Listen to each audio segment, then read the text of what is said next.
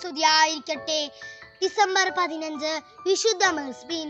ഫ്രാൻസിലെ ക്ലോവിസ് രാജാവ് ഓർലീൻസിന് സമീപത്ത് സ്ഥാപിച്ച മിച്ചി ആശ്രമത്തിന്റെ പ്രഥമ ആബട്ടാണ് വിശുദ്ധ മെർസ്ബീൻ. ക്ലോവിസ് രാജാവിന്റെ ഒരു ചാർച്ചക്കാരനായിരുന്ന വിശുദ്ധൻ ബോർഡൂർ എന്ന സ്ഥലത്ത് ജനിച്ചു. ജനങ്ങൾക്ക് രാജാവിനോട് കൂറില്ലാതെ വന്നപ്പോൾ യൂസ്പിസ് എന്നൊരു വൈദികൻ വന്ന് ജനങ്ങളെ സമാധാനപ്പെടുത്തി. അദ്ദേഹത്തോട് കൊട്ടാരത്തിൽ വന്ന് താമസിക്കാൻ ക്ലോവിസ് രാജാവ് ആവശ്യപ്പെട്ടു. ഫാദർ യൂസ്പിസ് മെസ്ബിനെയും കൂടെ ക്ഷണിച്ചു.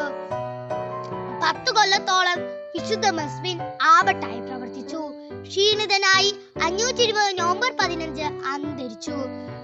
അസാധാരണ പ്രവർത്തികൾ വഴി ദൈവത്തെ സേവിക്കാൻ എല്ലാവരും ക്ഷണിക്കപ്പെട്ടിട്ടില്ല.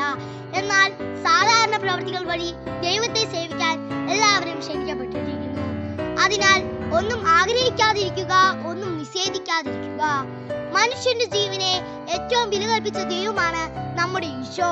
അതിനുള്ള ഏറ്റവും നല്ല ഉദാഹരണമാണ് ക്രിസ്മസ് അല്ലെങ്കിൽ ഈശോയുടെ ജന്മതിരുനാൾ.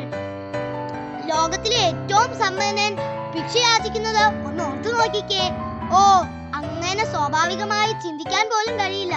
ഇതുപോലെ തന്നെയാണ് എല്ലാം സൃഷ്ടിച്ച ദൈവം തന്നെ തന്റെ സൃഷ്ടിയായ മനുഷ്യന്റെ ഇടയിലേക്ക് വളരെ ഓർഡിനറിയായി സന്തോഷവും വിഷമവും ഒക്കെയുള്ള ജീവിതം നയിച്ചത്. എന്താ അല്ലേ ഈശോ ഇതുവരെ നമ്മളെ പഠിപ്പിക്കുന്നത്? സ്വയം ചെറുതാകാനാണ്, ശരീരത്തിലല്ല കേട്ടോ, മനസ്സിൽ. അതുകൊണ്ടല്ലേ ഈശോ പറയുന്നത് നിങ്ങൾ ശിശുക്കളെ പോലെ ആകുവിനെന്ന്. എന്നാൽ ചെറുതാകണമെങ്കിൽ ഒത്തിരി വളരാനുണ്ട്. ഇത്ര ചെറുതാകാൻ എത്ര വളരണം. പാട്ടൊക്കെ കൊള്ളാം, പക്ഷേ അതിന്റെ അർത്ഥം മനസ്സിലാക്കി പാടണേ. എന്നാൽ ശരി, നമുക്ക് പോയി ചെറുതാകാവേ. എന്നാൽ ശരി, advance Thirunal wishes. Thank you.